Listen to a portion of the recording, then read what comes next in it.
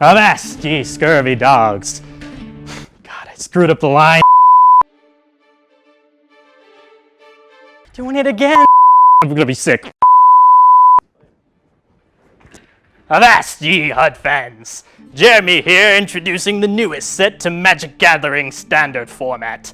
Aye, lads, I be talking of Ixalan, the brave new frontier to Magic's multiverse. You scurvy dogs surely enjoy playing new amazing cards, am I right? It will be featuring pirates, and merfolk, and vampires, and dinosaurs. Am I reading this?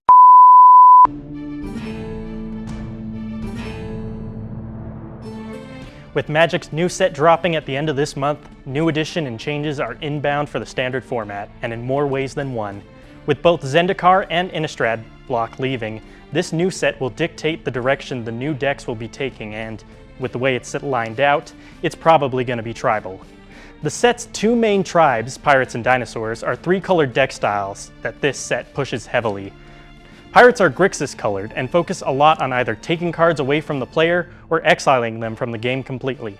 Some Pirates are also focused around treasure tokens, a producible colorless token that taps for any color of mana.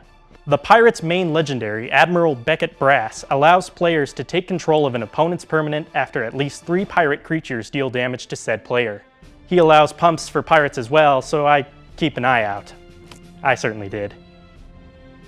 Dinosaurs, on the other hand, are very aggressive Naya-colored cards. Most of them either help create dinosaurs or give them massive buffs. Its legendary, Gizhath, is a 7/6 with not only trample, vigilance, and haste, but also allows you to reveal cards equal to the amount of damage dealt to the player and put that many dinosaur cards revealed onto the battlefield. Life does indeed find a way. There are also merfolk and vampire support cards, but I can't help feel those would be better utilized in the Commander format. As a matter of fact, it's almost as if Pirates and Dinosaurs were meant to be built as Commander decks too. There's an unprecedented amount of support for both tribes, plenty of creature cards to go around, and even cards like Vanquisher's Banner and Arcane Adaptation to further improve Tribal. It's honestly a kind of weird move to force players into playing these kinds of deck, but then again, there's plenty of other cards in this set that can be utilized to their best. For instance, there's a lot of hate in this new set, and I'm glad to see that I'm able to have answers to big nasty cards that opponents play against me. Cards like Sorceress Spyglass, Ashes of the Aberrant, and Occulti Honor Guard to prevent activated abilities from triggering from just about anywhere.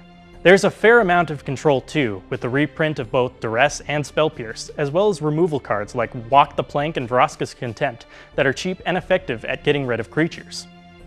There's also some new abilities you might want to know about.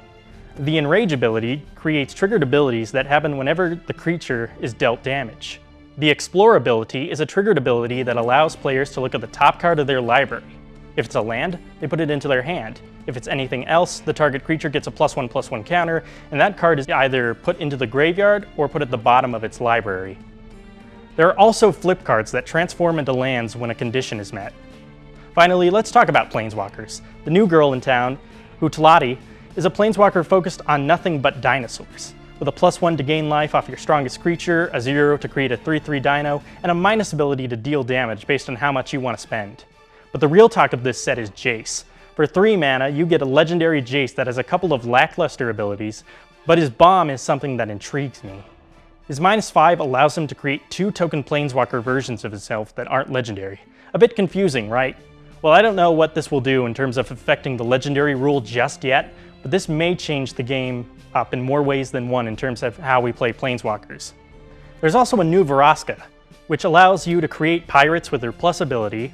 Her -3 destroys artifacts, creatures, and enchantments to create a treasure token, and finally, her bomb sets your opponent down to 1 life total. So there you have it. Come September 23rd, we'll get a better look at this set in all its glory, and personally, I can't wait for Ixalan to drop.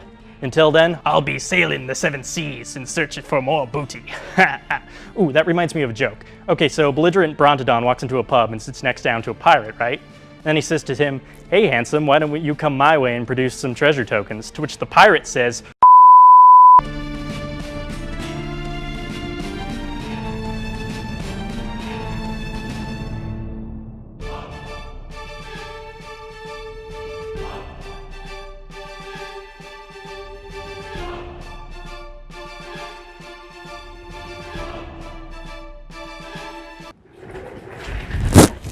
Just a reminder, make sure to keep your pre-release boxes after you've finished, because you can take the cards out and you could put like little figurines for like D&D and whatnot in there. You can keep it in there and, you know, and just store them forever.